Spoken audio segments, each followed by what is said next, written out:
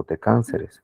Entonces, por eso es bien importante que ustedes sepan diferenciar entre el síndrome de Li-Fraumeni y las mutaciones espontáneas que ocurren de P53. P53 está mutado entre el 50 y 60%, alguna literatura le aumenta un poquito más, de todos los cánceres. Ojo, la mayor parte de cánceres. A ver, si yo les pregunto, ¿todos los cánceres son genéticos, sí o no? A ver, ¿qué dicen? No. No. No, dicen. ¿Todos los cánceres son heredables?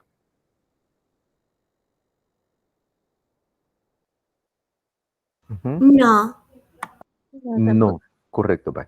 Pero, ¿todos los cánceres son genéticos? Sí. ¿Por qué? ¿Qué es lo que afectan? ¿Qué es lo que afecta un cáncer o una mutación, ya sea esta espontánea o heredable? ¿Qué es lo que afecta?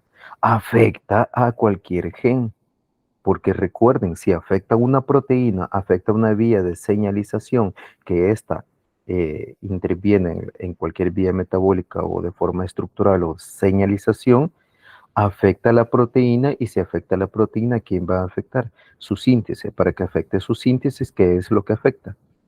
El ADN. Sí, ADN, ARN y todo lo demás. Entonces, los cánceres son de origen genético porque al final afectan el gen como tal. El gen como tal, por ejemplo, un cáncer de piel en una persona blanca que se asolea mucho, entonces puede desarrollar un carcinoma. Este carcinoma puede ser espontáneo y desarrolla el gen altera la funcionalidad del gen y esto obviamente altera la funcionalidad de una proteína o de lo que sea esta proteína, un receptor, una vía de señalización compleja, XX, ¿verdad? Entonces sí, todos los cánceres tienen un origen genético. ¿Sí? ¿Por qué no? Porque imagínense si los cánceres no tuviesen un origen genético, solamente afectaría la proteína, pero una vez se degrada esta proteína, se soluciona todo. Pero no todos los cánceres son heredables, no, son cosas totalmente diferentes. Heredables o espontáneos son origen genético, porque afectan el gen.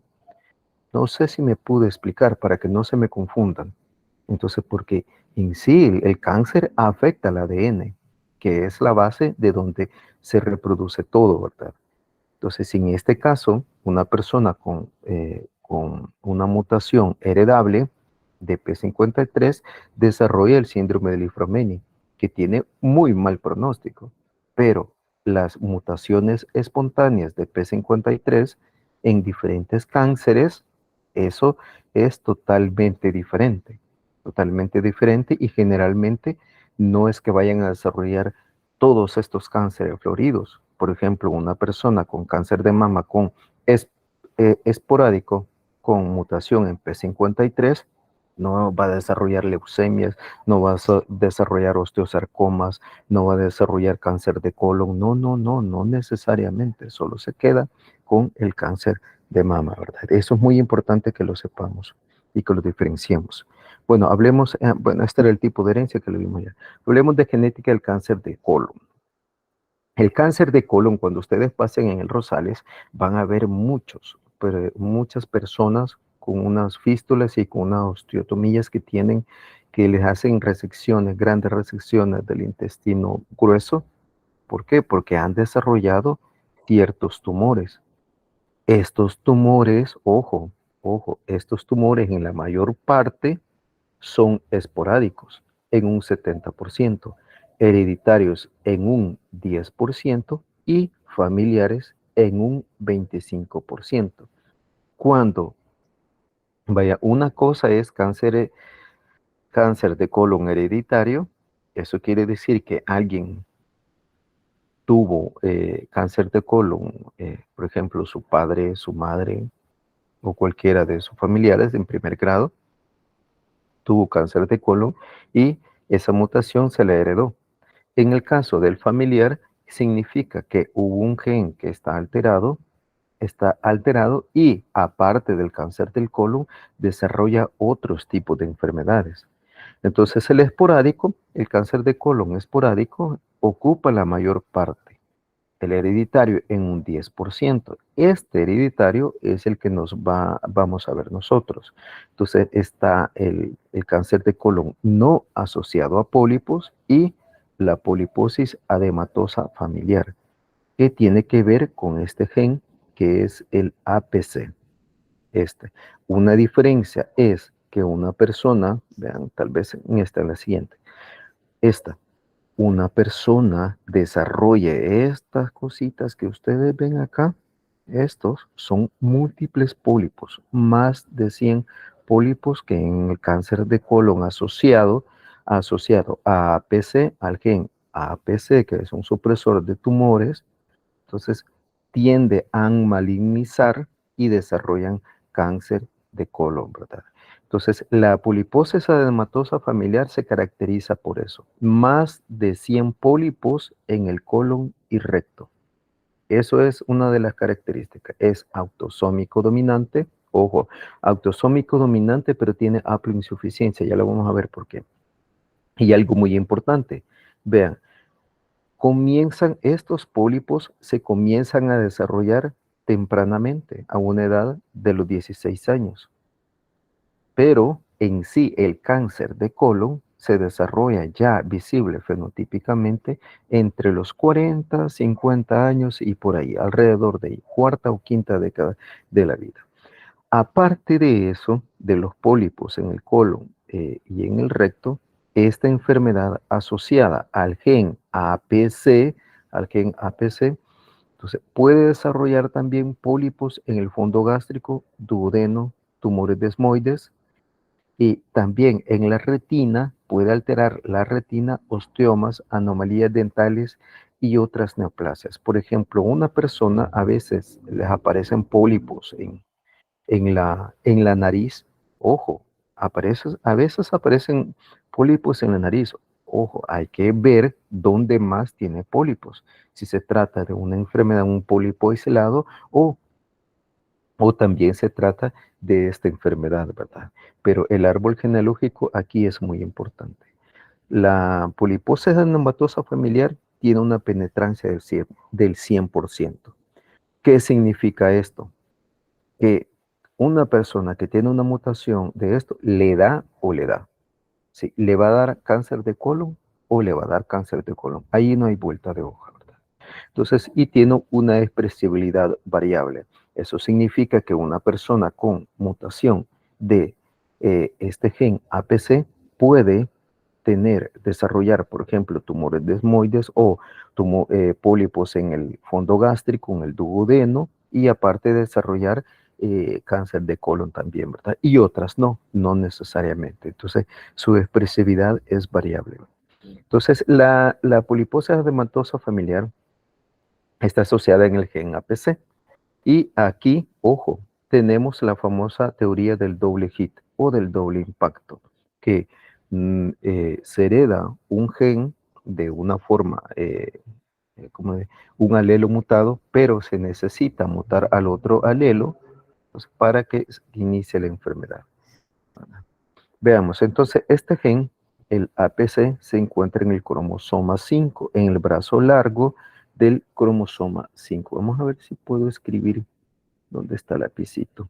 Aquí está. Va, casi no me gusta usar diminutivos, pero en este caso sí un lapicito.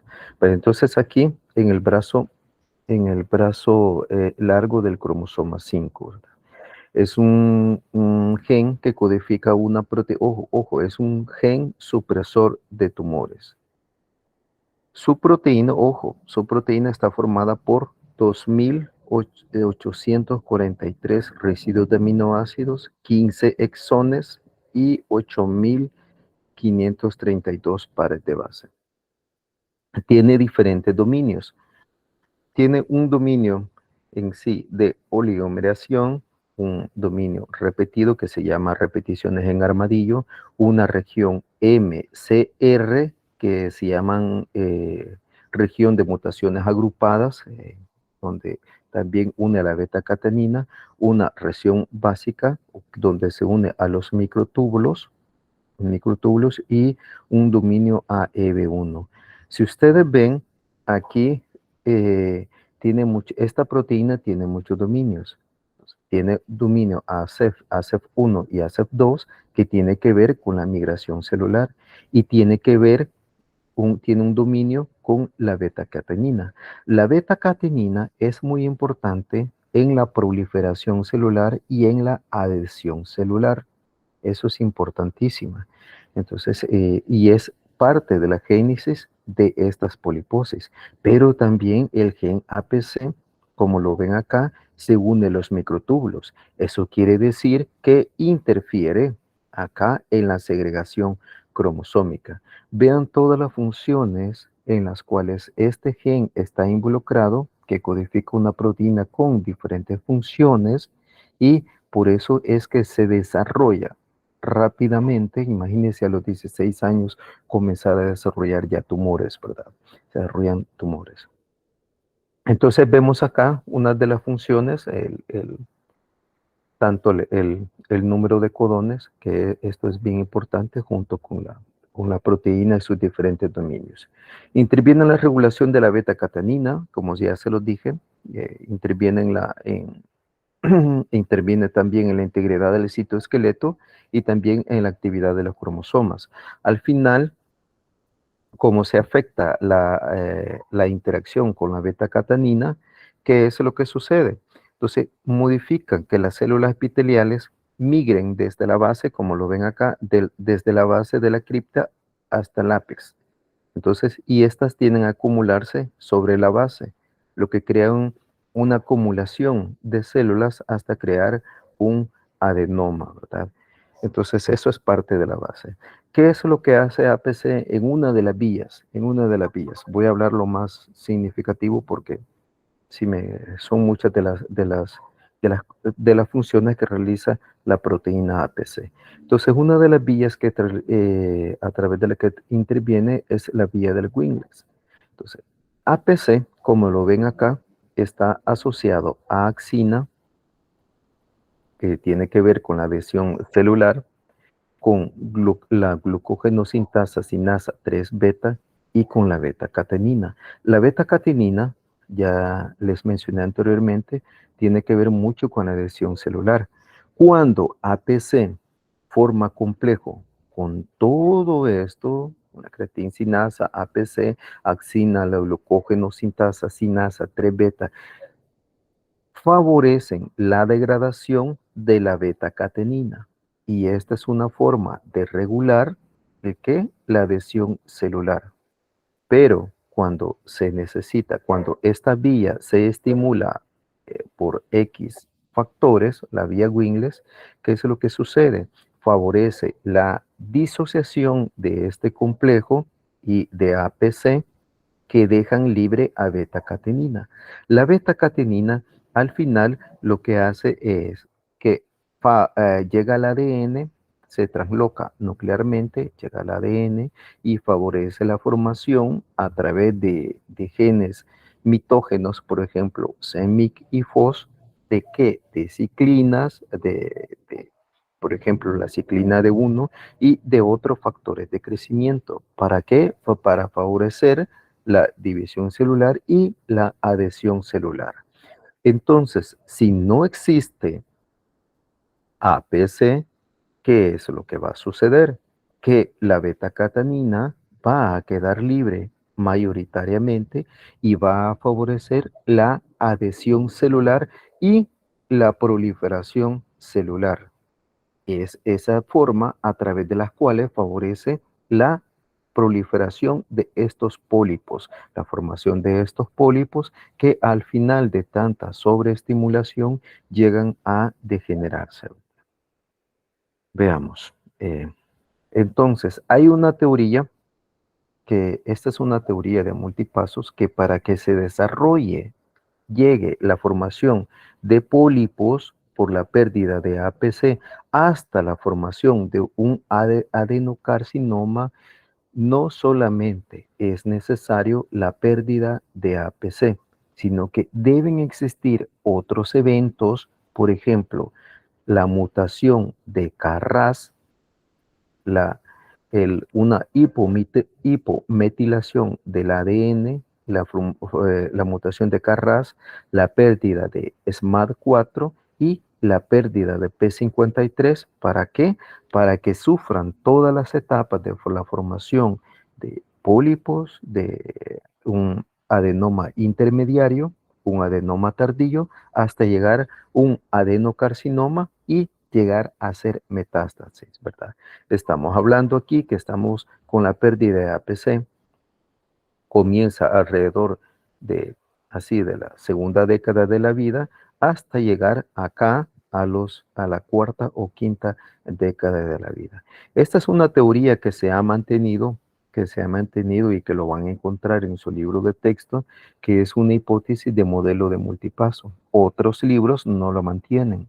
Otros libros dicen que no, es que es suficiente APC, entonces, y otra mutación, por ejemplo, a veces solamente de KRAS, y para que se desarrollen tumores. Pero todavía se sigue manteniendo esta hipótesis de modelo de multipaso, tumorogénesis colorectal, en el cual es necesario la mutación de todos estos genes, para que se desarrolle un adenocarcinoma, para que el pólipo llegue a formar un adenocarcinoma y llegar a hacer metástasis, ¿verdad? Entonces, veamos. Importante. Aquí tenemos una comparación del gen, de los sitios de mutación y de la proteína. El gen está formado por 15 exones. Prácticamente el codón 15, aquí lo vemos, ocupa la mayor parte, en un 60%. En un 60% lo ocupa y es donde se dan la mayor parte de mutaciones. Entonces, esto tiene que ver en este tipo de mutaciones, porque dependiendo de las mutaciones, la región donde sea las mutaciones, así va a ser también la enfermedad que van a desarrollar.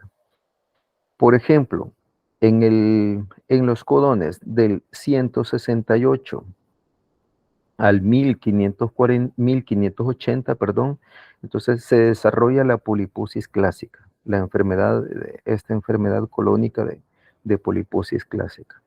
Entre los codones 1250 y 1464 se desarrolla una poliposis más severa y más agresiva.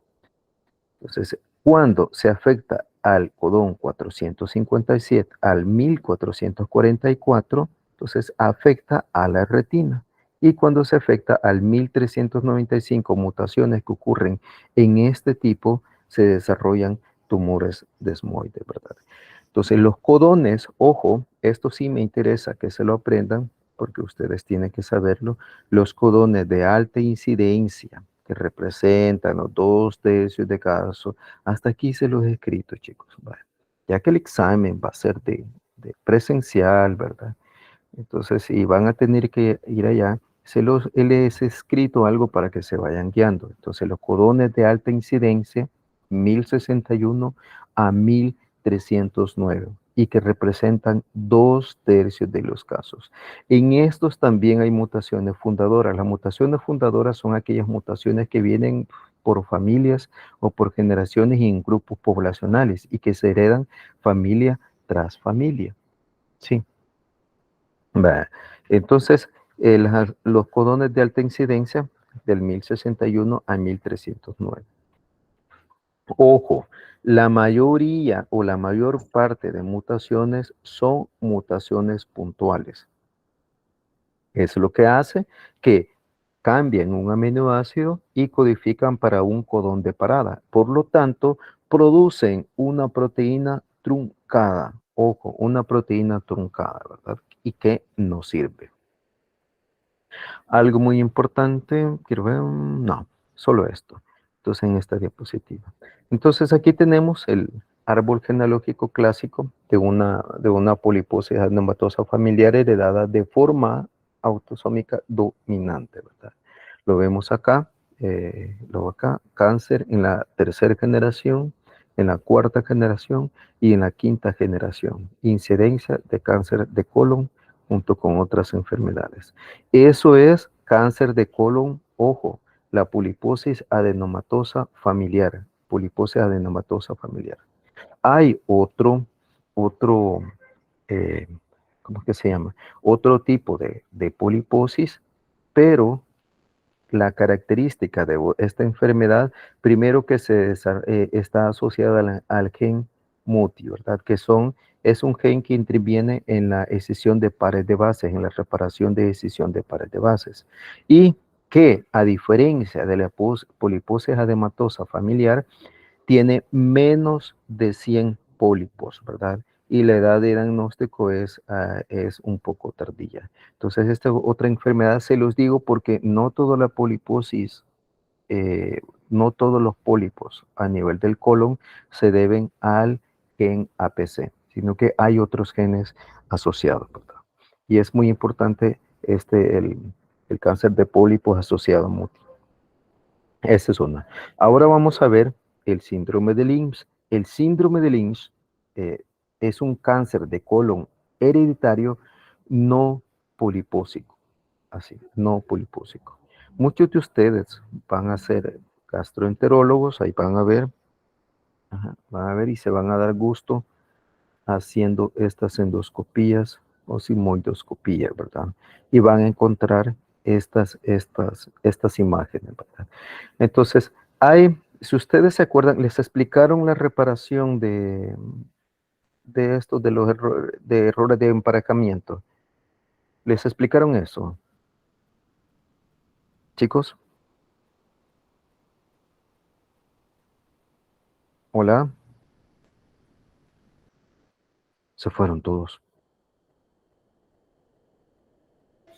Creo que sí, doctor. No sé si fue en la clase de reparación del ADN. No sé si en eso es. Va, sí, creo que sí.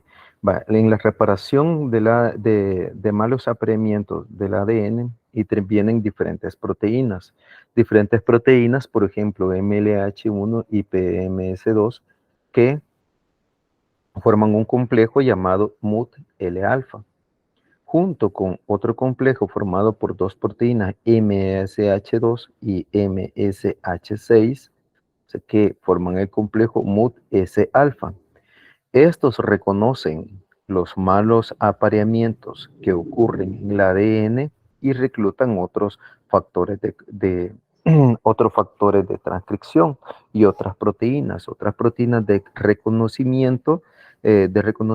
perdón. Entonces, de reconocimiento, por ejemplo, la RFC y la aquí está, la PCNA, que reclutan a una exonucleasa que escinde a los nucleótidos mal apareados para quitarlos y luego llega la ADN polimerasa, una ADN polimerasa y comienza a sintetizar, a aparear correctamente los, el, este, a poner adenina, timina, guanina, citosina y así sucesivamente, ¿verdad? Y luego llega la ligasa a sellar esa mella. Entonces, estas proteínas que ustedes ven acá formando el complejo MUT-L-alfa y MUT-S-alfa son bien importantes. ¿Por qué? Porque al estar mutadas este tipo de proteínas, cualquiera de estas tipos de proteínas, obviamente no se van a reconocer los nucleótidos que mal apareados en el ADN y por lo tanto el error de esto se va a heredar y ahí que interviene en la formación de cáncer de colon. A diferencia del cáncer de colon, el polipósico, si ustedes ven aquí no hay pólipos. Aquí no hay pólipos. Entonces veamos, ¿qué es el síndrome de Lynch? Una condición hereditaria con elevado riesgo de cáncer de colorectal, endometrio y otros que pueden leer, por ejemplo, tracto urinario, hasta hay de vejiga. Esto debido a la importancia del reconocimiento de estas proteínas en el reconocimiento de nucleótidos mal apareados, cuando estas proteínas no están, estos errores se pueden heredar y por lo tanto la asociación de la asociación de estas mutaciones a otras enfermedades es muy grande, ¿verdad? Mutación en la línea germinal en este complejo que se llama Meister-Pei, que es MMR. Cuando ustedes escuchen MMR, piensen en estos complejos: MLH1, MSH2, MSH6 y PMS2. Entonces, en este caso, hay inserciones o deleciones o hay cambios de nucleótidos que crean que la polimerasa se confunde, ¿verdad? Y haya un cambio de marco de lectura. Y también una inestabilidad de microsatélites. ¿Les explicaron de la inestabilidad de microsatélites? A ver, chicos, se lo explicaron?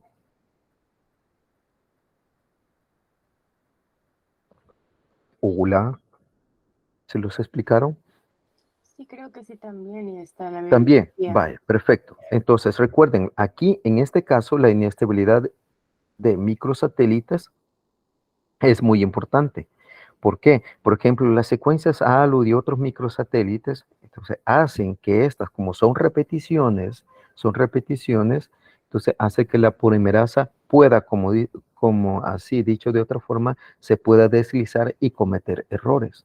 Y por eso aquí interviene mucho, o tiene en la génesis de este tipo de tumores, en el síndrome de Lynch, interviene la estabilidad de microsatélites y no la cromosómica, porque también hay inestabilidad cromosómica e inestabilidad de microsatélites, ¿verdad? Quiero ver qué más. Sí, solamente eso de esta. Vaya, entonces, en diferentes estudios se ha visto que en el síndrome de Lynch los genes mayoritariamente mutados, ojo, los genes mayoritariamente mutados, como lo ven acá, son el TGF beta R2 o el receptor 2 del factor beta de crecimiento transformante en un 76%.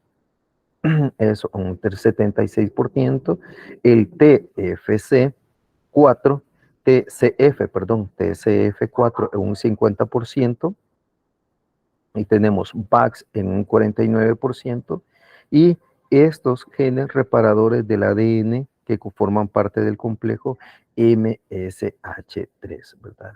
MSH3, que son los genes que se han visto que están mayoritariamente mutados. Permítanme que...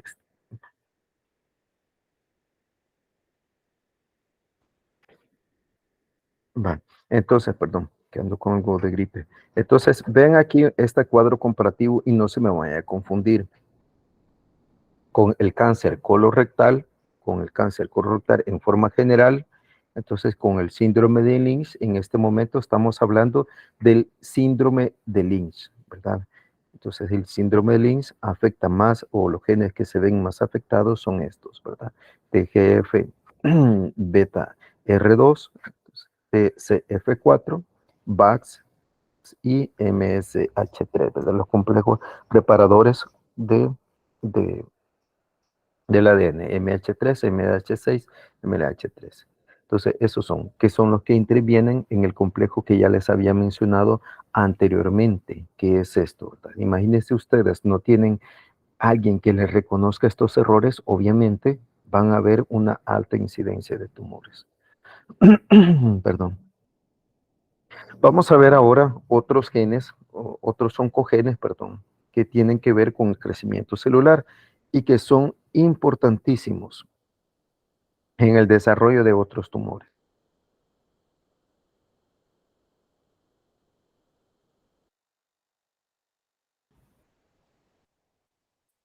Veamos, KRAS. RAS, la familia de las proteínas RAS, se divide en HRAS, como ustedes ya saben, HRAS, NRAS y KRAS. KRAS, ojo, de estas proteínas es uno de los oncogenes más mutados, ojo, más mutados en los cánceres, alrededor del 30%. La proteína RAS se ve con una alta incidencia en cáncer de páncreas, cáncer de colon, pulmón, tiroides, imagínense un 50%, entonces, y ovarios un 15% y otros tipos de tumores. ¿Por qué tiene que ver este tumor mucho con diferentes tumores, porque recuerden que la proteína RAS más la monomérica interviene en muchas vías de señalización. Por ejemplo, ¿se acuerdan la vía de señalización de, de la insulina? Ah, también interviene una proteína RAS. Entonces, ¿se acuerdan la señalización del factor de crecimiento? También interviene una proteína RAS. Entonces, el RAS se encuentra corriente abajo de diferentes receptores de factores de crecimiento e intervienen en la vía de señalización. Por ejemplo, RAS, cuando se une a GTP, se activa. Obviamente, no sé si recuerdan la bioseñalización, que cuando una proteína G, en este caso RAS monomérica, se encuentra unido a GTP, se encuentra activo. Entonces, ha unido GTP. Cuando se encuentra unido a GDP, se encuentra de una forma inactivo. Entonces, y que RAS tiene una actividad de hidrólisis intrínseca para convertir este GTP en GDP. Entonces, RAS tiene que ver mucho con la vía de señalización de las maxinasas y obviamente si tiene que ver con la vía de señalización de la maxinasa y del fosfoinositol 3-sinasa mTOR. Esta es una vía muy clásica que deberían aprendérsela, se los recomiendo. Tiene que ver con la transcripción y con la estimulación de genes que favorecen el crecimiento, por ejemplo, de FOS y MYC. Y eso hace que la célula se pueda dividir adecuadamente. O sea, tiene una actividad mitógena. Si ustedes tienen mutado a RAS, tienen mutado que en este caso sería ganancia de función. Ojo, ganancia de función, ¿por qué? Porque va a perder la capacidad de unirse, de transformar, perdón, el GDP el GTP en GDP y por lo tanto va a permanecer activo constantemente. Entonces, esta actividad que ven acá de convertir el GTP en GDP, generalmente en RAS mutado, se ve alterada. Por lo tanto, RAS permanece activo constitutivamente junto a GTP. Y si RAS permanece activo constitutivamente a GTP, que eso lo que va a hacer, va a favorecer la vía de las maxinasas, RAF, MEC, ERC, de la fosfatidil inositol 3-sinasa, fosfatidil AKT, mTOR, y otras vías que intervienen en que una célula pueda sobrevivir en la transición oncogénica, en el metabolismo y crecimiento celular, en la motilidad y migración. RAS interviene casi en todo, en todas las vías de señalización. Y por eso es muy importante y por eso tiene que ver con muchos tumores. Cuando pasen el Rosales, van a ver una alta incidencia de cáncer de páncreas, más de alguno. En todo lo que pasé, créanme que en todo lo que pasé allí en Rosales, vi por lo menos unas 4 o 5 personas con cáncer de páncreas. Una alta mortalidad, ¿verdad? Entonces, si ustedes estudian un poco, si se estudiase un poco más a estas personas, se pudiese ver la mutación de RAS, ¿verdad? RAS tiene diferentes dominios. Tiene un un switch 1, switch 2, un cuarto dominio que no lo han sombreado acá y un quinto dominio. El loop regula la interacción y unión con el fosfato de GDP a GTP. El switch 1, que lo vemos acá, interacciona con el grupo fosfato. El switch 2 se une a la guanina, hidrólisis de GTP a GDP. Se ve alterado frecuentemente. Entonces, el cuarto dominio favorece la interacción específica de la proteína con la guanina y el quinto dominio aumenta la especificidad por guanina en lugar de adenina, lo que favorece este quinto dominio, lo que favorece que sea más específica para GTP que ATP. Entonces, 90%, lo más importante, 90% de las mutaciones de este gen se localizan en el primer exón, específicamente en el codón 12 de un 80% y en el codón 13 de un 15 a 20%. Entonces, las mutaciones, ahí les aparece, ¿verdad? Que las más comunes en la glutamina 12, que es una de las más comunes, ¿verdad? Que esta impide la hidrólisis, esta es una de las más importantes, impide la hidrólisis de GTP por GDP. O sea, al impedir que se hidrolice el GTP a GDP, este va a estar sobreactivando a esta proteína. Esto es en relación a la proteína RAS que después nos va a servir.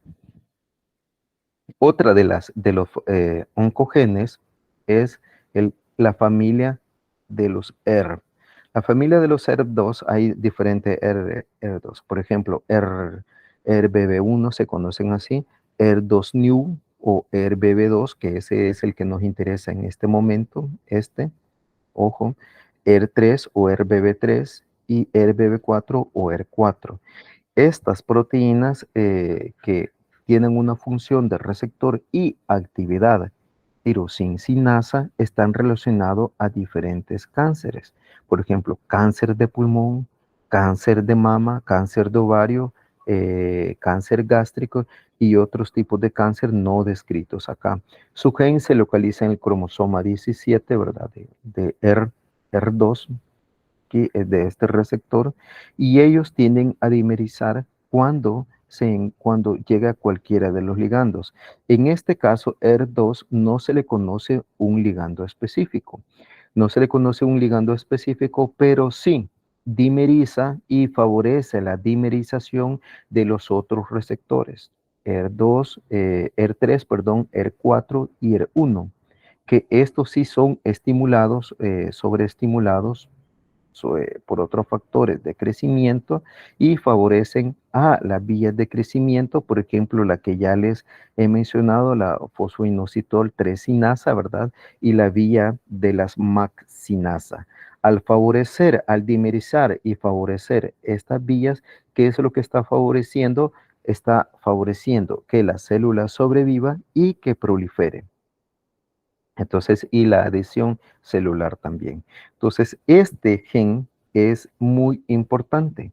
¿Por qué? Porque codifica a este receptor que se encuentra mutado en muchas células. Por ejemplo, en una célula normal hay 2 copias del gen y 50.000 copias de proteínas, alrededor de 50.000 copias de esta proteína. En una célula, ojo, en una célula característica, ER2 se amplifica. Eso quiere decir que hay más de 2 copias y más de 1.000.000 de copias de proteína. Y eso hace que la célula prolifere y puede llegar a desarrollar tumores. Entonces, y eso es muy importante porque en los cánceres, generalmente en el cáncer de mama, el de mal pronóstico es cuando no hay este receptor, a lo que se le llama ER2 negativo. Entonces, y ya lo vamos a ver por qué. Entonces, la expresión de esto, obviamente la expresión incrementada de ER2 va a llevar a la sobreestimulación de esta vía fosfoinositol 3-sinasa AKT-mTOR y al edesor RAS, RAF y de las MAC-sinasa. Y eso lo demás ya lo conocen. Entonces ahora vamos ya para ya casi medio terminar. Entonces vamos a cáncer de mama. Veamos, ¿qué saben ustedes de cáncer de mama?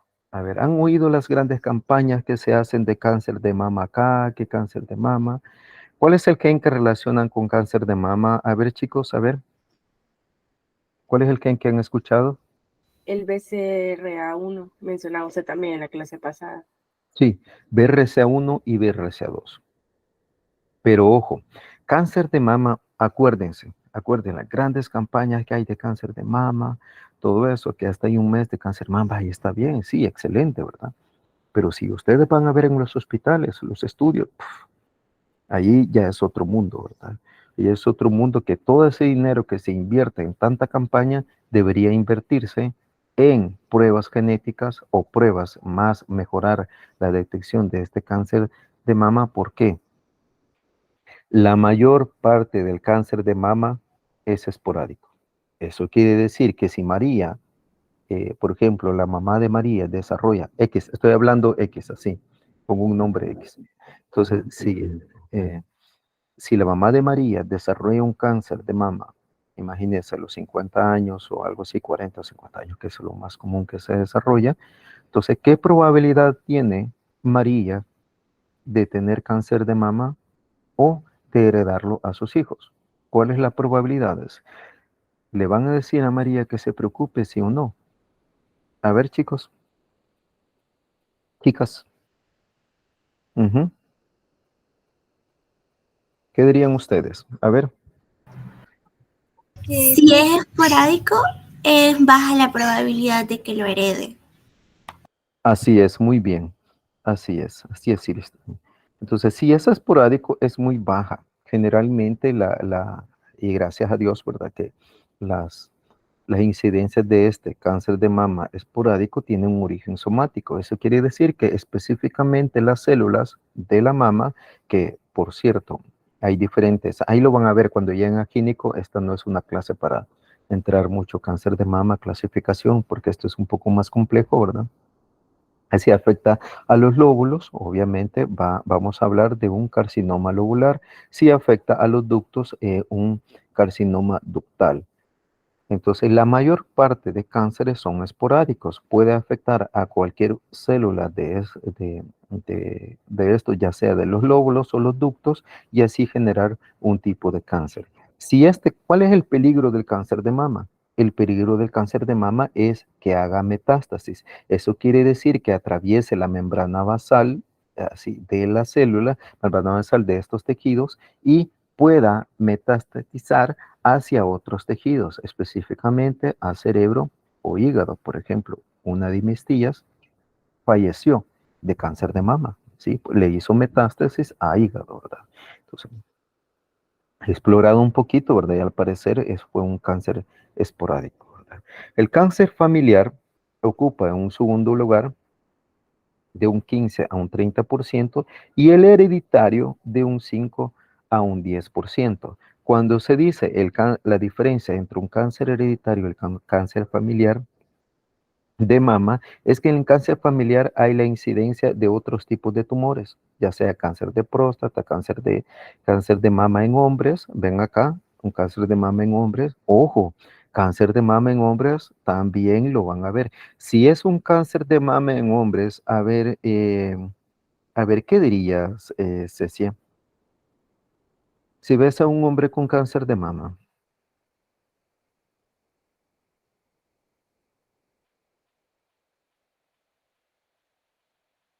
Cecia se me fue. Vaya, ¿alguien más que quiere participar?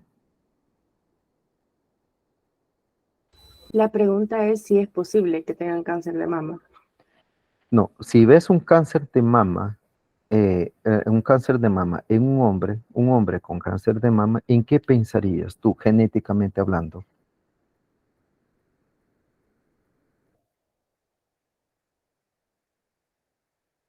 Ujú.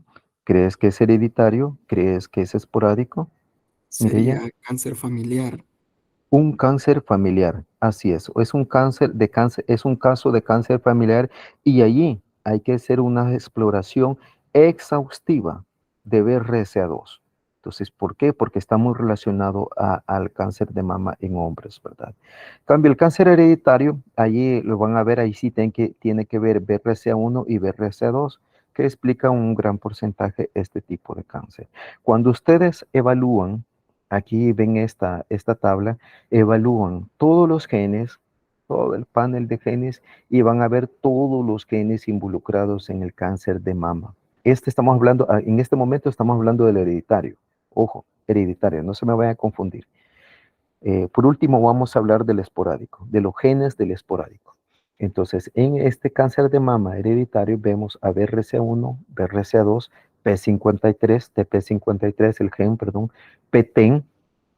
Si estamos hablando de PTEN, estamos hablando de síndrome de Cowden, aunque puede estar relacionado así aisladamente, STK11, ¿verdad? El post-Jäger, con manchas, ahí lo van a ver en la clínica, bastantes manchas oscuras en los labios, en la mucosa y todo demás. Entonces CDH1, PAL2, ATM y check. ATM y check son bien importantes porque intervienen en la dinámica también de BRCA1 y BRCA2.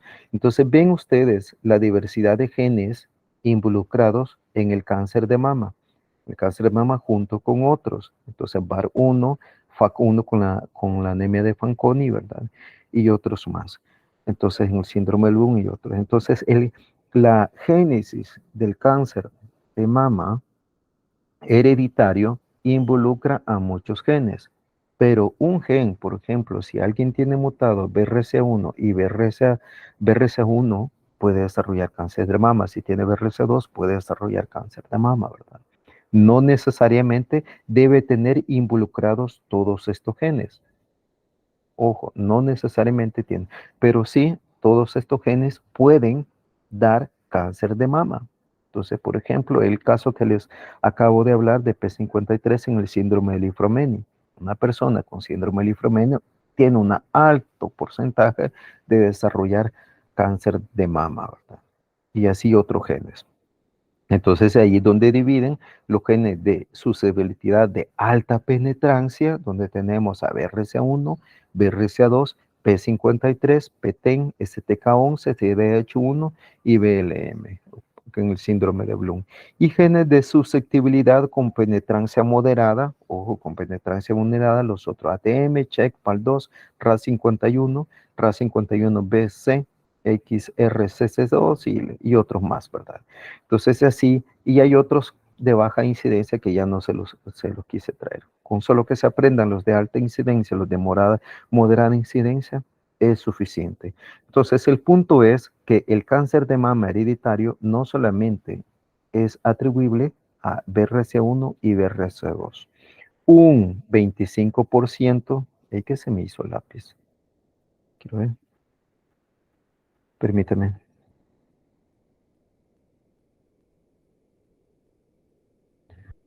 Vale, un 25%, ojo, un 25% de los casos de cáncer de mama y ovario hereditario es explicable a BRCA1, a las mutaciones de BRCA1 y BRCA2. Esto sí, y llévenselo, no, generalmente no me voy a casar con los porcentajes porque en la literatura hay muchos, pero muchos porcentajes y se me van a confundir. Entonces, pero sí las causas, ¿verdad? Pero sí quiero que lo lean para que les quede claras muchas cosas, ¿va? Las mutaciones de la línea criminal BRCA1, BRCA2 y alguna otra variante representan solo el 15 al 20% de cáncer de mama, que se agrupa en familias y menos del 5% de mama en general. Ojo, ven esto, ¿verdad? Como les dije, del 5 al 10%.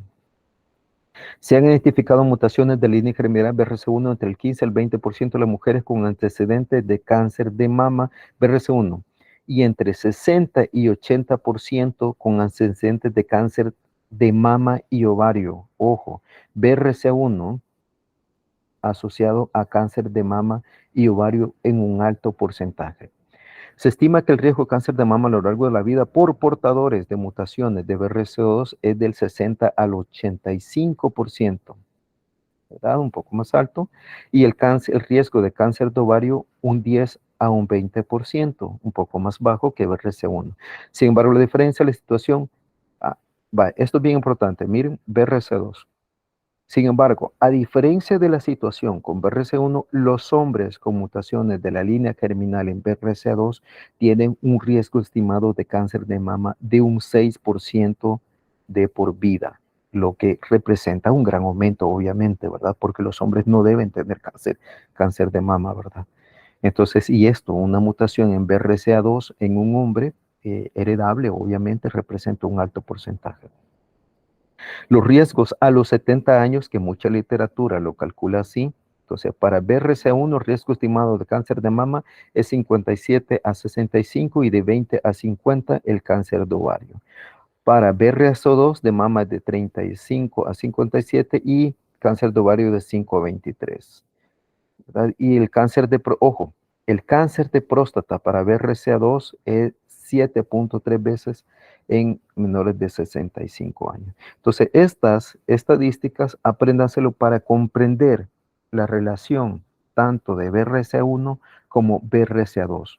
Entonces, no se los voy a preguntar tal como porcentaje, no se los voy a preguntar, pero sí les puedo preguntar cuál gen está más involucrado en el cáncer de mama de hombres y en el cáncer de ovario, y en el cáncer de mama y ovario familiar, ¿verdad? Eso sí es importante que ustedes comprendan porque es lo que ustedes van a pensar cuando vean a una persona con cáncer de mama o con cáncer de ovario, o cuando vean a una persona con cáncer de próstata y que en su línea germinal también haya cáncer de mama, ¿verdad? En su línea familiar. Veamos, estudiamos ya estas proteínas. BRCA1. BRCA1 se encuentra en el cromosoma 17, está relacionado a otros tipos de cáncer, por ejemplo, cáncer de ovario, cáncer de páncreas y anemia de Fanconi también, BRCA1. Su proteína, ven, permítanme. Hola, sí.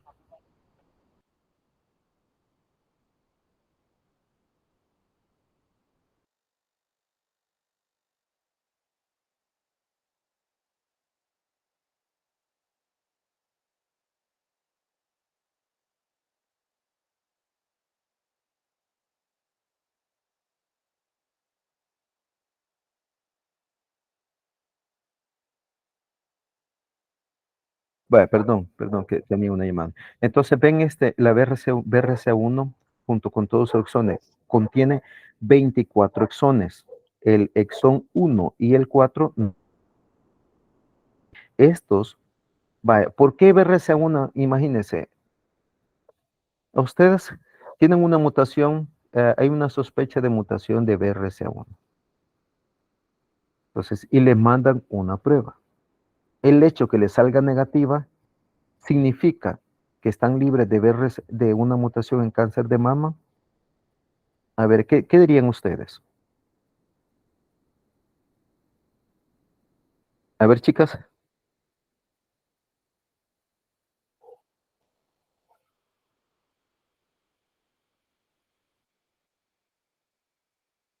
Hola. ¿Cómo fue la pregunta?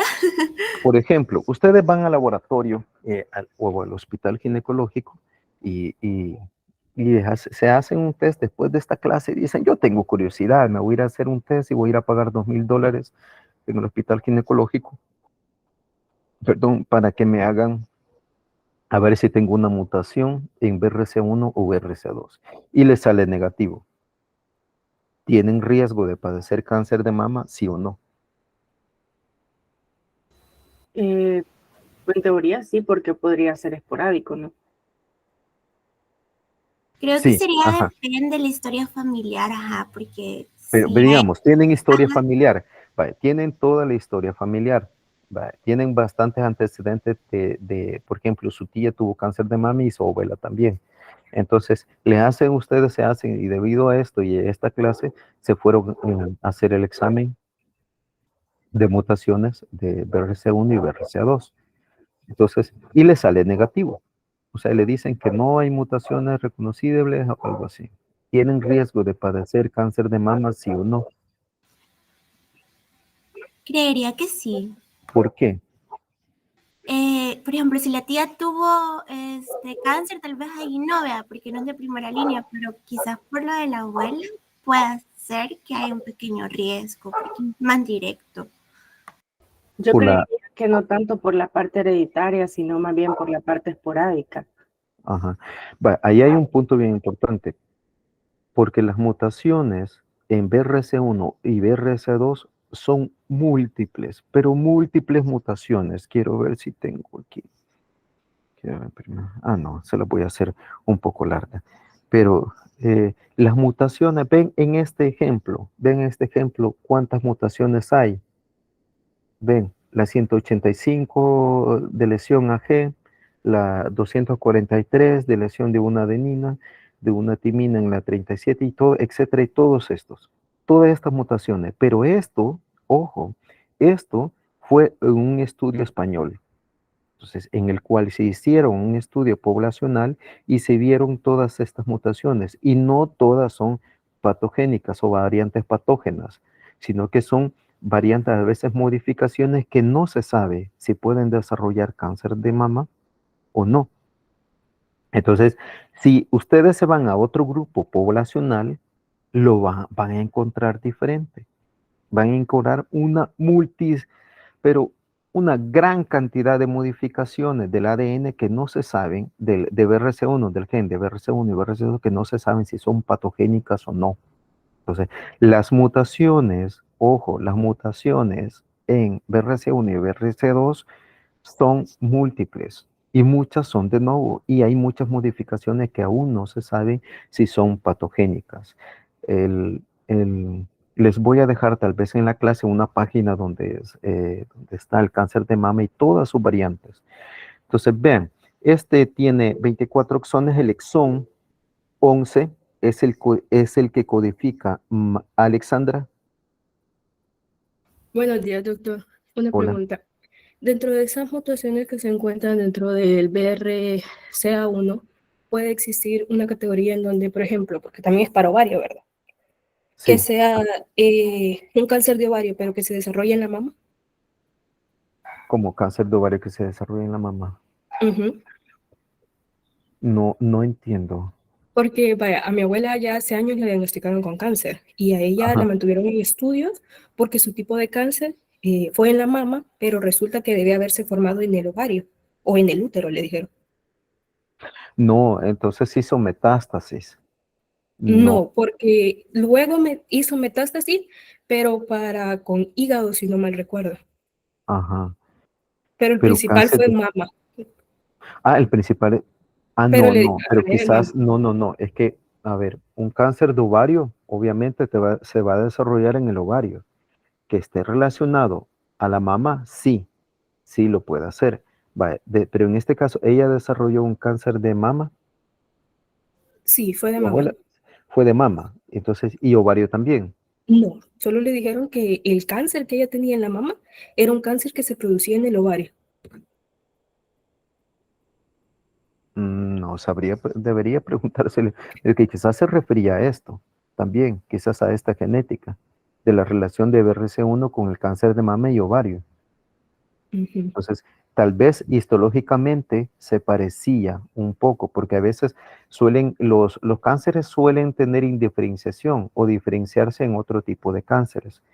Entonces, pero el cáncer de mama es más y te afecta a tanto el lóbulo o a los ductos, y ahí viene toda su subclasificación.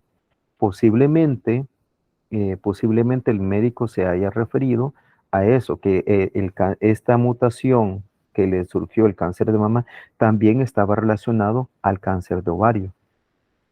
Pero eh, un cáncer de ovario,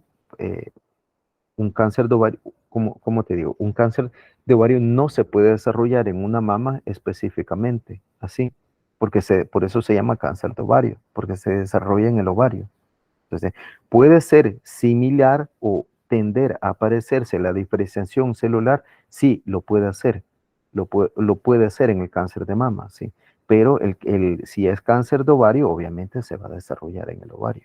Histológicamente se puede parecer, sí, histológicamente se puede parecer por el origen de BRCA1, ¿verdad? Que tiende a diferenciarse en ese tipo patológicamente. Entonces sí lo puede hacer. Sí, Sí, Mireya, sí, yo tenía la duda, ¿verdad que en el cáncer de mama de hombres igual es el mismo gen el que se muta? Y si al ser familiar se expresa siempre o igual depende de diversos factores que se les exprese el cáncer de mama o no. sí, en el cáncer de ovario, perdón, el cáncer de mama en hombres está relacionado BRCA2. Entonces, vaya, e interviene, no tiene el 100% de penetrancia en el caso de hombre. Entonces, puede que no, o como te decía acá, el riesgo, ¿dónde está la tablita esta? Aquí. Entonces, de por vida, el riesgo estimado para BRCA2 de cáncer de mama es del 6%. Eso quiere decir que si un hombre, de 100 hombres que tienen mutado BRCA2, solamente 6 van a desarrollar cáncer de mama. Entonces, no necesariamente quiere decir que si tiene alguna mutación o tiene una modificación en BRCA2, el hombre va a desarrollar cáncer de mama. Entonces, eso sí no. Ok, gracias. Sí, ya Eli. Sí, doctor, igual yo tengo una pregunta con el cáncer de mama en hombres, porque pues había leído y no sé, de que si hay un factor, como si alguien de su familia tenía cáncer, también era mayor la probabilidad de que pues que el hombre lo desarrollara, ¿verdad? Pero como me quedó esa duda, porque realmente el cáncer de un hombre viene de un tipo familiar, ¿verdad? Sí, Pero ajá. no sé si existe realmente esa incidencia para que haya un factor hereditario también. No, por supuesto, claro que sí. Vaya, por ejemplo, si hay un cáncer de mama familiar relacionado a BRCA2, obviamente va a desarrollar el hombre, el 100% no tiene la penetrancia del 100%. Eso quiere decir que si 100 hombres lo tienen la mutación, no los 100 hombres no van a desarrollar la mutación. Depende también de otros factores como el doble impacto, la teoría del doble impacto, lo que les estaba mencionando anteriormente. Pero sí, se ha visto que un 6% de los hombres que tienen mutación en BRCA2 pueden desarrollar cáncer de mama, ¿verdad? Entonces, si lo van a ver, sinceramente lo van a ver ahí bueno, yo vi un par ahí en el Rosales, ¿verdad? Héctor. Hola, muy buenos días, doctor. Bueno, también tengo entendido que la ginecomastia tiende a que, bueno, un hombre pueda llegar a tener, digamos, eso de la ginecomastia, ¿verdad? Y respecto a lo de las mamas, tengo entendido también, bueno, que se subdividen por lo que se llama BIRAD. Por ejemplo, se tiene que la BIRAD 0 es, digamos, si un doctor radiólogo le deja BIRAD 0 es porque el estudio es insuficiente y se tiene que complementar con ultrasonografía. BIRAD 1, que ya es una mamografía, ya es una mama normal, ya un BIRAD 2, patología benigna y así sucesivamente, ¿verdad? Hasta llegar a BIRAD 4. Bueno, que en la 4 ya está la A, B, C, pero ajá, solo eso quería aportar a la clase.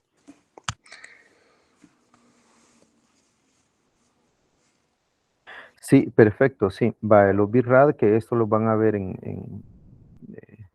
que significa Bridge Imaging Reporting Data System, entonces, que es BIRAD, ¿verdad?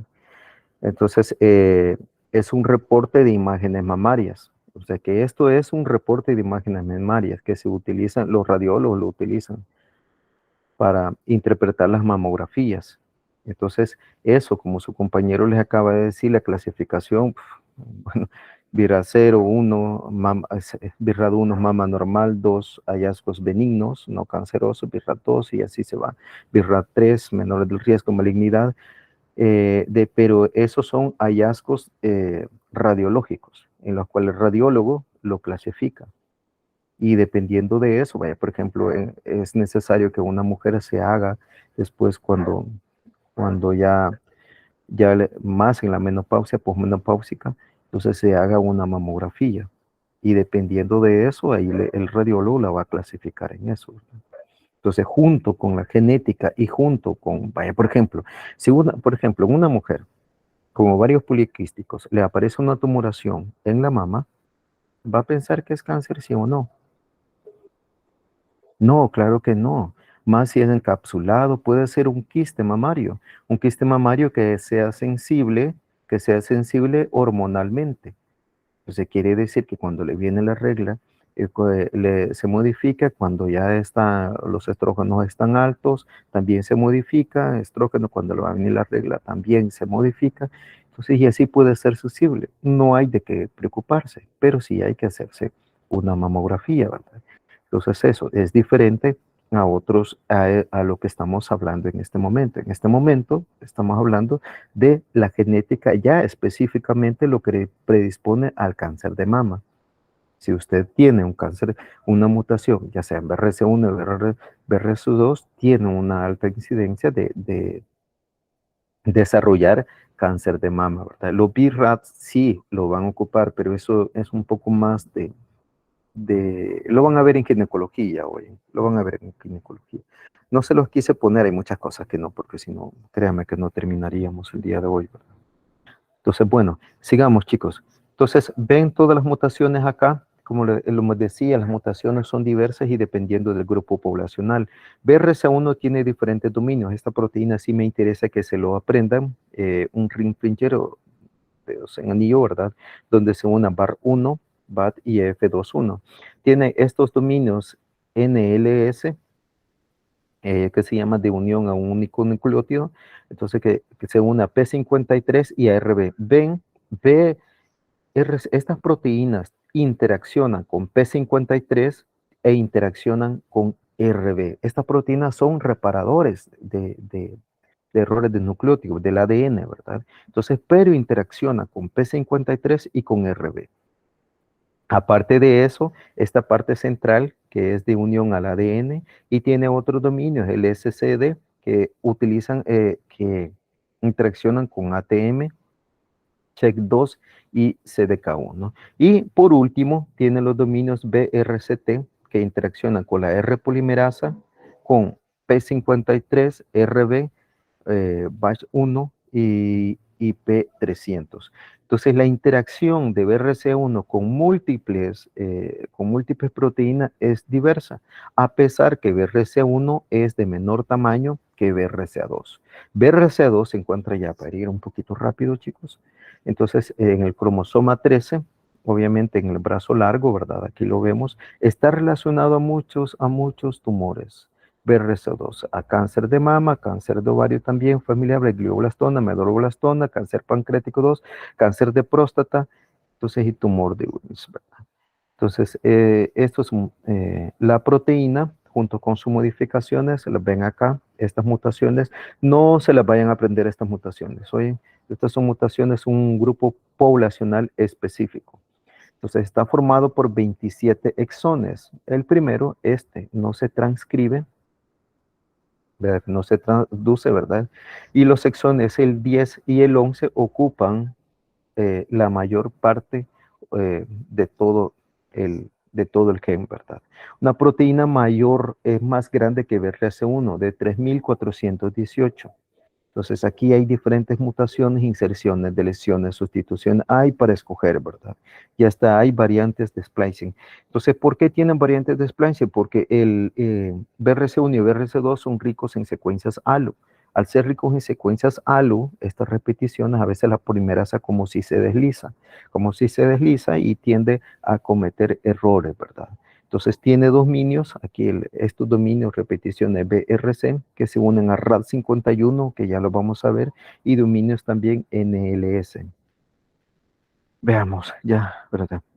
BRC1, vean. Si hay un daño en el ADN, ¿qué es lo que sucede? Que se activan dos sinasas, ATM o CHEK2, que son sinasas. ATM, ATR son sinasas. Junto con CHEK2 fosforilan a BRCA1. BRCA1 al fosforilar tiende a unirse a más proteínas, por ejemplo, a BART1.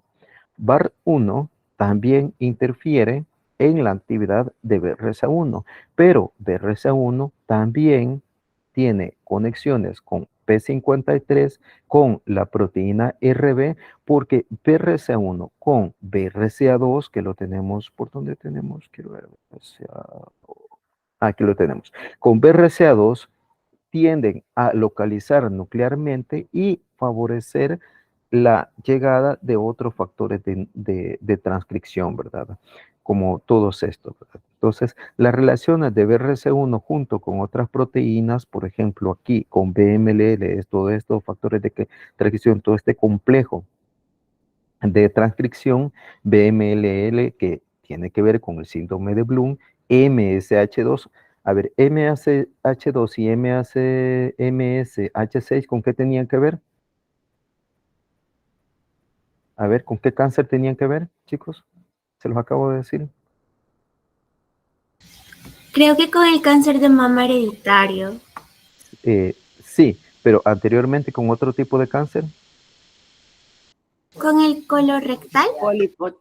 Con el colorectal, con el síndrome de Lynch, el no polipósico, con el no polipósico. Eso quiere decir que, por ejemplo, imagínense ustedes, a ver, una pregunta, si ustedes tienen ATM, ATR o check 1 y check 2 alterado, obviamente BRCA1 no se va a poder fosforilar y no se va a poder activar. Por lo tanto, van a desarrollar un cáncer. Si ustedes tienen MACH2 y MACH6, obviamente no van a poder reparar estos errores del ADN. Y por lo tanto, también van a desarrollar cáncer. Y por eso, en toda esta vía, si tienen cualquiera de estas alteradas, pueden desarrollar cáncer de mama. Por eso, MSH2, MSH6, CHEK2, ATM y ATR están relacionados con el cáncer de mama, porque son estas, unas que se encuentran corriente arriba y otras que se encuentran corriente abajo. Entonces, igual que P53 y RB, entonces que están relacionadas con BRCA1 y BRCA2. Y por eso se puede a desarrollar todas estas proteínas pueden desarrollar cáncer de mama, tanto CHEK2, ATM, ATR, MSH2, MSH6, P53, RB. RB, la proteína FAN S2 de la anemia de Fanconi, ¿verdad? También pueden desarrollar cáncer de mama. Entonces ven la complejidad de la bioseñalización tanto de BRCA1 y BRCA2 y por qué algunas proteínas que no son BRCA1 y BRCA2 desarrollan cáncer de mama. Entonces veamos aquí, ¿cuáles son los exones más mutados? En este estudio, tampoco se lo vayan a aprender, entonces en este estudio, ojo, esta sí, mire. Hay mutaciones fundadoras, por ejemplo, en los judíos askenazi, que son aquellos judíos que nacieron en la Europa, allá por Alemania. Entonces, ¿qué? Tienen estas mutaciones fundadoras. Quiere decir que un alto porcentaje de estas poblaciones se encuentra esta mutación 185 del AG y una inserción de una citosina en la posición 5382, que representa o que la aportan el 90% de los judíos askenazi, ¿verdad? Entonces, las mutaciones que se han visto en BRCA1, ven de lesiones, mutaciones en splicing, de lesiones, inserciones, MISEMS, una no determinada, pero se encuentran modificaciones, ¿verdad? Estas que dicen no determinadas, mutaciones, de lesiones, splicing, inserciones sin sentido, de lesiones, splicing, duplicaciones, inserciones. BRCA1. La mayor parte, ¿dónde es? En el exón 10 y 11. Miren, en el exón 10 y 11. Las mutaciones que se han encontrado. ¿Eso por qué? Porque el exón 11 es el que ocupa la mayor parte del gen. Entonces, por eso, y tiene una alta incidencia. ¿Y qué tipo de mutaciones hay? Las que ustedes quieran escoger, ¿verdad? En el exón, en BRCA2, en el exón 2, en el exón 3, 7, 10 y de nuevo el exón 11, ojo, ocupa la mayor parte de mutaciones. ¿Qué tipo de mutaciones hay? Las que ustedes quieran escoger. Hay de lesiones, splicing, MISEMS, otras no determinadas, pueden haber inserciones, etcétera, etcétera, ¿verdad? Ojo, en BRCA2, esta mutación fundadora en los judíos askenazi también es bien importante. La 6174, la de lesión de una timina en BRCA2. Es decir, una alta incidencia. Por ejemplo, si ustedes se casan, a ver chicos, se casan con una mujer con descendencia judía, obviamente tiene un alto riesgo de tener esta de lesión, la 6174. Entonces, el tipo de mutaciones en el exón, recuerden, hay diferentes mutaciones y el exón 11 es el mayoritariamente afectado. En Costa Rica, en un estudio, ojo, en un estudio se encontró en BRCA1 esta mutación. Hablo de Costa Rica porque son los más cercanos a nosotros. Entonces, Costa Rica, en la 3522, una sustitución de una citosina por una timina, y en BRC2 se encontraron este tipo de mutaciones. Vean, estas sí, se las recomiendo que se las aprendan, ¿verdad? ¿Por qué? Porque son los más cercanos a nosotros y que posiblemente nosotros tengamos alguna de estas. La 5531, la deleción de 2-timina, ¿verdad? Y allí tenemos otro tipo de mutaciones. Entonces, tanto en BRC1 y BRC2. Ojo, imagínense, en este estudio de Weiser, que un grupo de investigadores de Los Ángeles, no, de Florida parece que era. Quiero ver, no dice aquí, pero ahora creo que sí, de Florida. Entonces, en el cual escogieron a un grupo poblacional muy alto y solo de latinoamericanos, en el cual se encontró una alta incidencia de esta mutación. Vean, de esta mutación, vean. Una sustitución de una citosina por una adenina en la posición 52, en la 5242. Entonces, y esto, imagínense, aquí no se hacen estudios de mutaciones, ¿verdad? No se hacen un estudio de mutaciones, pero imagínense, en Florida se ocuparon 23 salvadoreños que fueron los que se sometieron a este estudio. En 23 de ellos, ojo, en 23 de ellos se encontró esta sustitución, ¿verdad? Una alanina por un ácido glutámico en la posición 1708 a nivel proteico, ¿verdad? Y a nivel génico, una sustitución de una citosina 5243 por una adenina en el exón 18 de BRCA1. Ojo, en salvadoreños. Entonces, esto fue un estudio que se hizo en Estados Unidos. Y en BRC2 se encontró una inserción de una timina en un caso, ¿verdad? Entonces, y una deleción en la posición 9254. Y en la 8550 una inserción, ¿verdad? Entonces, imagínense, estudios en otros países. Aquí estos estudios deberían hacerse constantemente. Entonces, sí. Mejor se hicieron en otro país como Estados Unidos, ¿verdad? ¿Por qué? Porque es complejo. Hacer estos estudios es muy complejo por el tipo de mutaciones. Hay que secuenciar, y ahora ya hay secuenciación de nueva generación, la Next Generation. Entonces, y hay que secuenciar casi todo el gen, ¿verdad? Y para ver cuáles son polimorfismos y cuáles son mutaciones en verdad.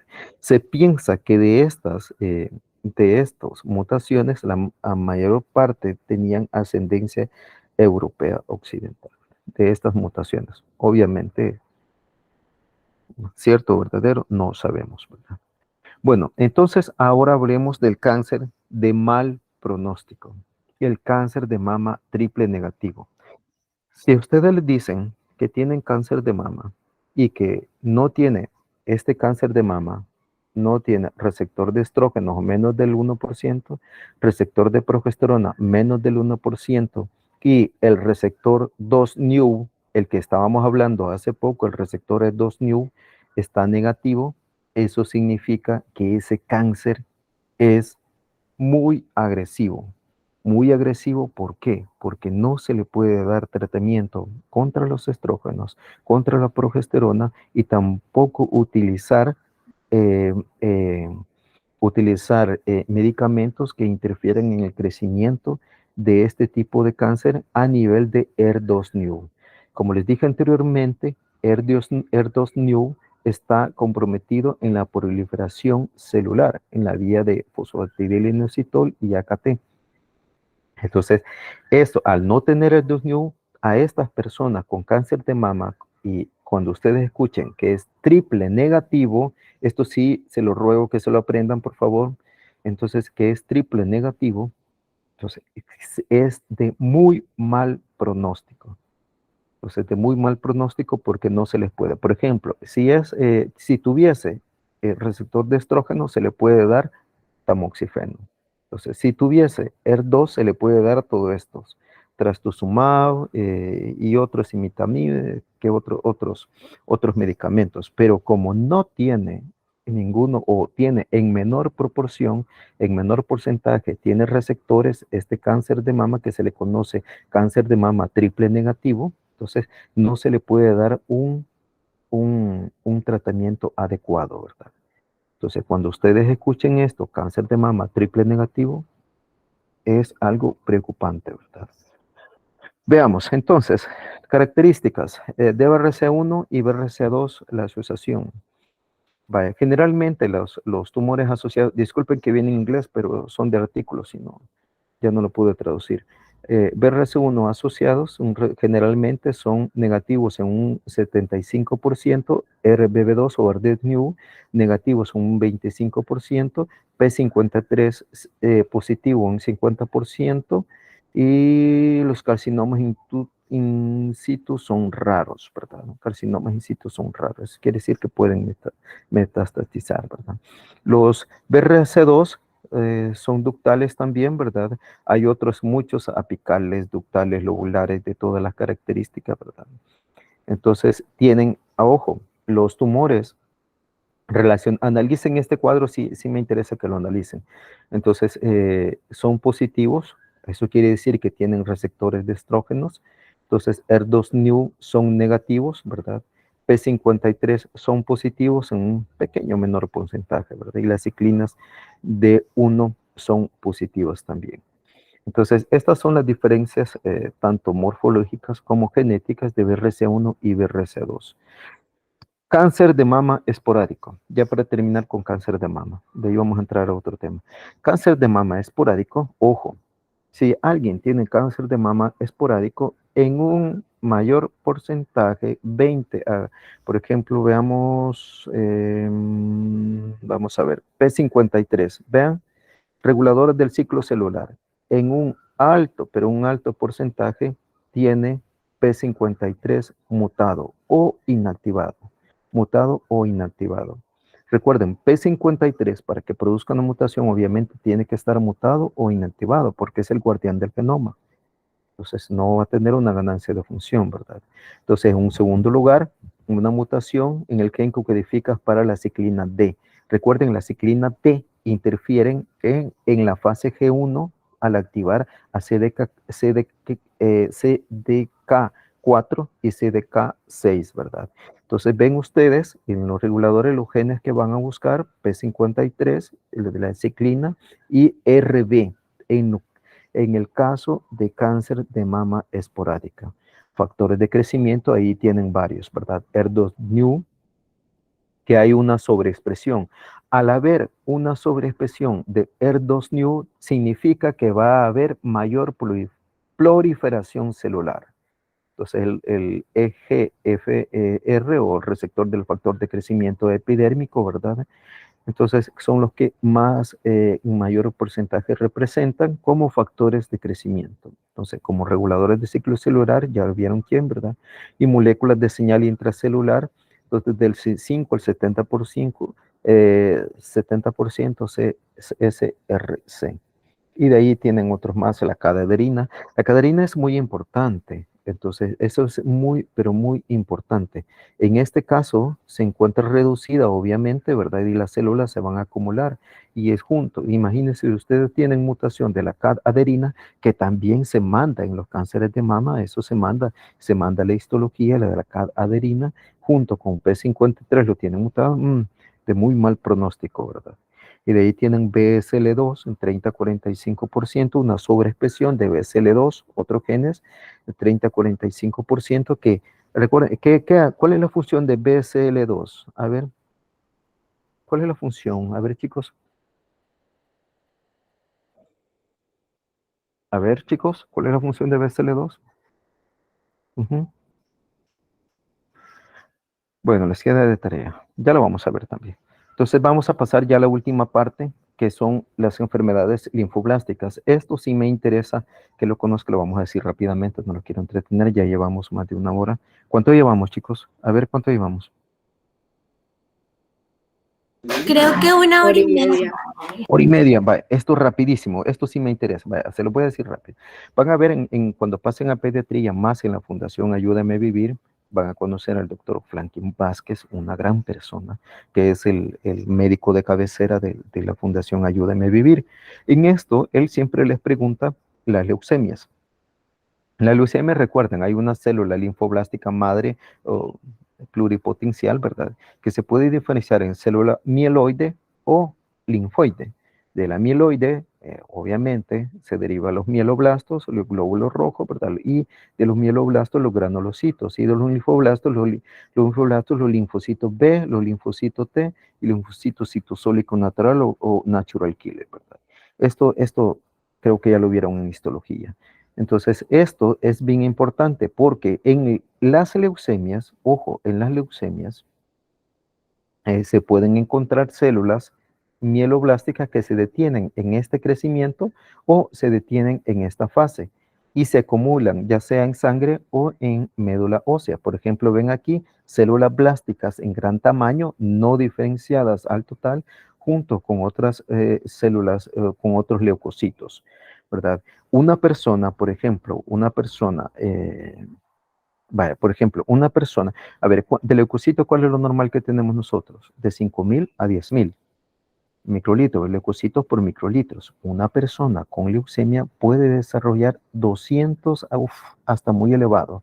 Por ejemplo, en este caso, es un caso clínico de una paciente con 216.000, ojo, 216.000 leucocitos por microlitro, cuando lo normal es de 5 a 10. De 5 a 10.000. Por ejemplo, cuando nosotros tenemos una infección, ya sea viral o bacteriana, aumentan los leucocitos, pero jamás llegan a 216.000, más que pueden llegar 10.000, 11.000, 12.000 por ahí. Entonces, pero jamás a 210.000. Entonces, esto representa que estas células se acumulan, estas células blásticas, ¿verdad? Se acumulan y proliferan. Me interesa estas translocaciones, me interesan que se aprendan estas translocaciones. Aquí sí les voy a rogar que se aprendan tanto el brazo y la región y la banda. Me interesa la translocación BCR-ABL y la PML-RAR alfa. Estas son las que me interesan mucho más junto con las del linfoma Burkitt, pero las de mayor porcentaje. Esas sí me interesan. Entonces, ¿qué es la leucemia mieloide crónica? La clasificación de un tipo de leucemia cuya base es una translocación entre el cromosoma 9 y el cromosoma 22. En el cromosoma 9 ocurre, aquí lo vamos a ver, aquí, en el cromosoma 9 ocurre que este gen que se llama ABL, entonces se escinde y se une a otro gen en el cromosoma 22 que se llama BCR para formar una quimera que se le conoce como cromosoma Filadelfia. Cromosoma Filadelfia no es nada más que la translocación 922. La translocación 922 que ha formado a este cromosoma. Como lo ven acá, se ha traslocado parte de este cromosoma, se ha traslocado al 22. Entonces, creando el cromosoma Filadelfia. ¿Qué es lo que hace esto? El cromosoma ABL es un protón-cogen y tiene actividad tirosincinasa. Y el gen, este gen BCR, que su nombre viene de breakpoint common region, entonces que es una región común de punto de quiebre, ¿verdad? Entonces el gen BCR, entonces que tiene actividad serin-treonin sinasa. Entonces, al tener esta actividad y se traslocan los dos, crean una quimera. Una quimera se llama que una proteína se ha unido, o una translocación prácticamente se ha unido. Por ejemplo, ven aquí la proteína BCR. Tiene diferentes dominios. Tiene un dominio de oligomerización, tiene un dominio de serin-treonin sinasa, tiene un dominio RO. Pues aquí, este dominio acá, es donde se une ABL. ABL obviamente se escinde acá. ¿Ven? Acá. ABL tiene dominios SH3, SH2 y SH1 que tienen que ver con actividad tirosincinasa. tanto SH3 como SH2 regula a SH1 con actividad tirosincinasa. Si ustedes unen esto con esto, van a obtener esta proteína que se llama proteína BCR-ABL, que se activa constitutivamente la actividad tirosincinasa porque se autofosforila gracias a esta otra actividad, serin-treonin-sinasa, formando dímeros y autofosforilándose. Y ustedes saben dónde está el grupo fosfato, hay actividad. Entonces, esta proteína sí me interesa que se la aprendan y me interesa más esto. Ojo, esto. Preguntas de examen. Aquí les voy a preguntar. Me voy a dar gusto preguntándole. BCR-ABL. BCR tiene muchos puntos calientes.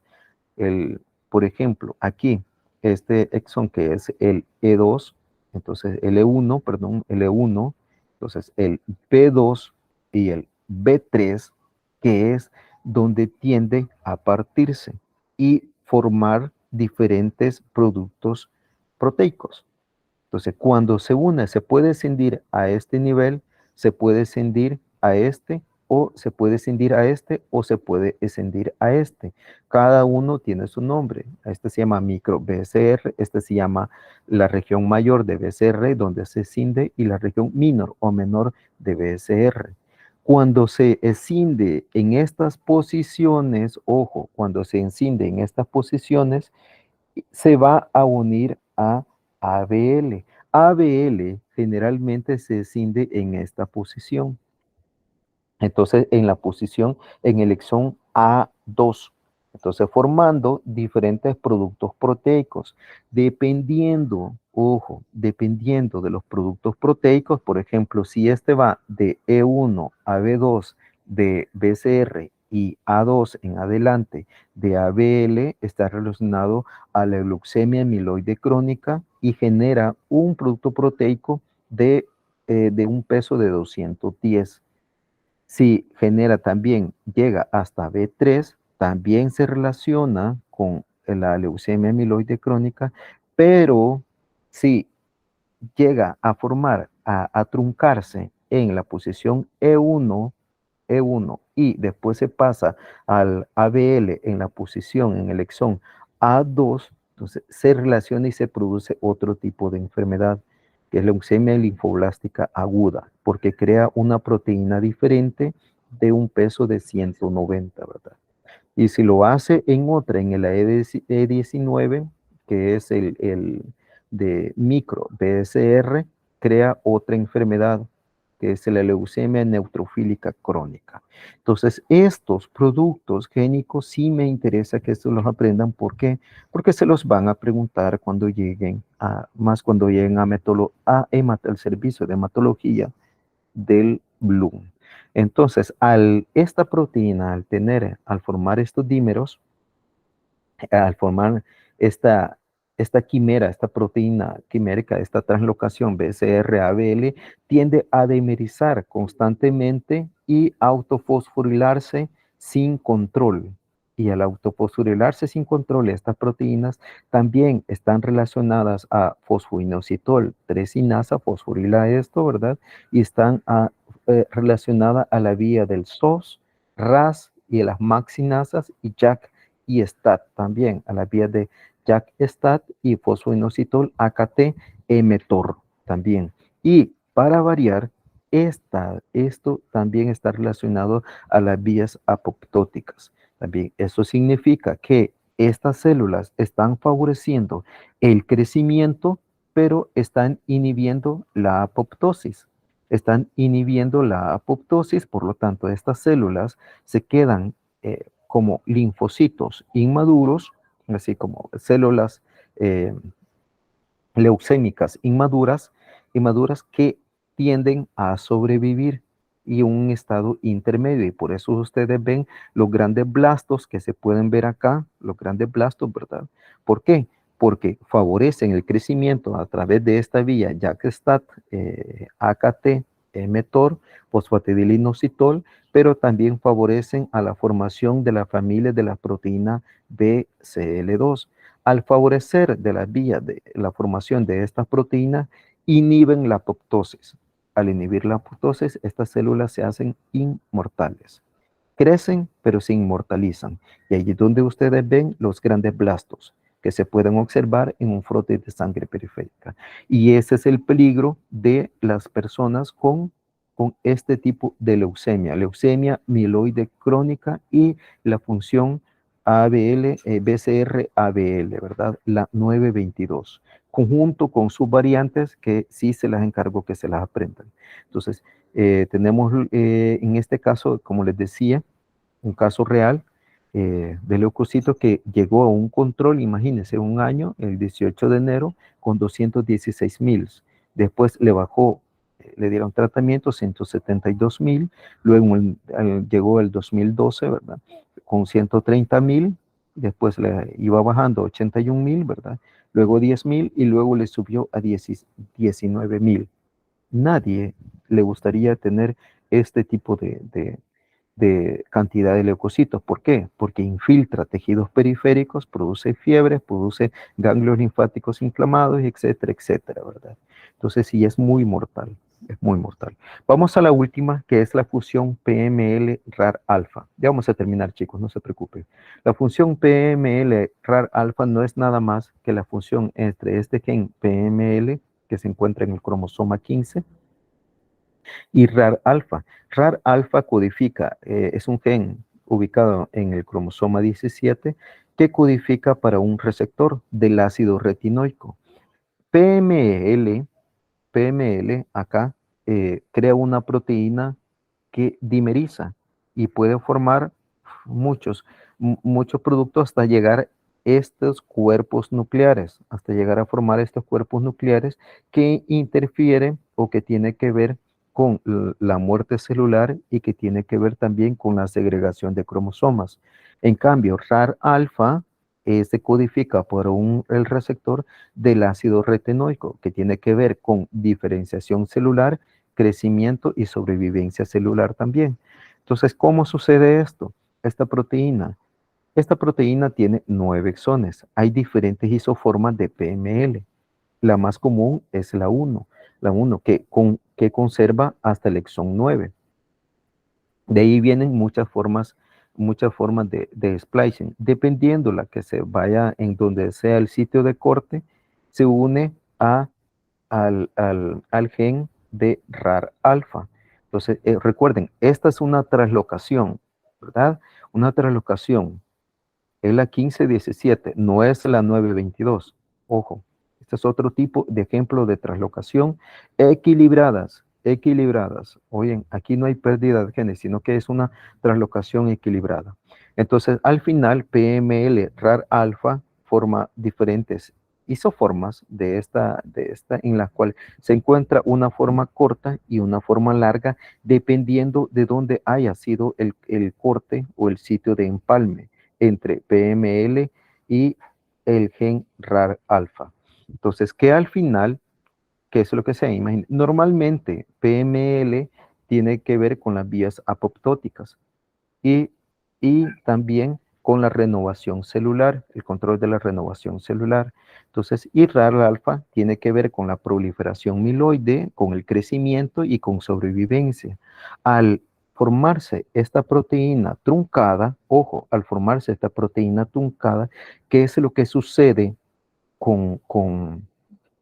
qué es lo que sucede con estos productos génicos? ¿Qué es lo que sucede con este gen, la fusión PML-RAR alfa? Que primero, la célula no tiende a diferenciarse, sino que queda en un estadio intermedio, un estadio promielocítico o un estadio de célula mielocítica. Queda, pero aparte de eso, que sobrevive a la muerte celular porque inhibe la apoptosis. ¿Por qué? Porque PML tiene que ver con la muerte celular, pero ya unido con RAR alfa pierde esa capacidad, al igual que RAR alfa unido a PML pierde la capacidad de la diferenciación celular, por lo que estos blastos quedan en un estadio intermedio, entonces no proliferando, no diferenciándose, pero proliferando. Entonces, ellos tienden a crecer, pero no llegan a diferenciarse en células maduras y llegan a ser inmortales porque la actividad de PML se ha disminuido. Bueno, chicos, ya no los voy a entretener un poco más, solo les encargo esto, que se lo aprendan muy bien.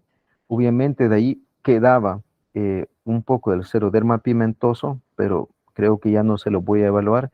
Y no sé si les voy a subir, que sí me interesaba, del virus del papiloma humano junto con cáncer. Eso, bueno, no sé, voy a ver. Si no, les evalúo solamente lo que les he dado. Oyen, chicos, ay, disculpen que me largué un poco, pero esta clase es un poquito más larga, ¿verdad? Bueno, entonces, no sé si hay alguna pregunta. El material de apoyo, recuerden, va a ser algo básico. Me interesa más preguntarles de la clase, qué es lo que les voy a preguntar de la clase, y les voy a preguntar también de la Iris, Tatiana. Doctor, ¿y será posible que nos suba las diapos? Porque están incompletas.